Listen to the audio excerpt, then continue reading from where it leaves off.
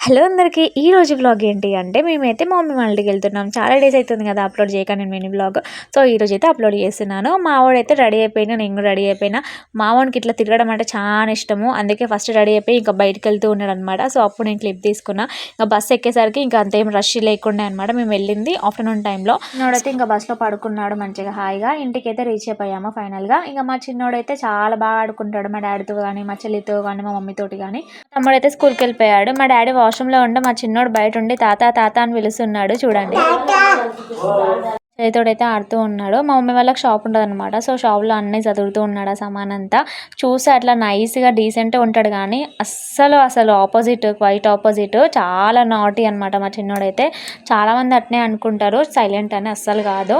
ఇంటికి అయితే రీచ్ అయిపోయాం. మా అత్తకైతే ఇందిరమ్మ చీర అనేసి వచ్చింది. ఇంకా నాకైతే రాలేదు. ఫస్ట్ మహిళా సంఘంలో ఉన్న వాళ్ళకైతే ఈ శారీస్ వచ్చాయి అనమాట.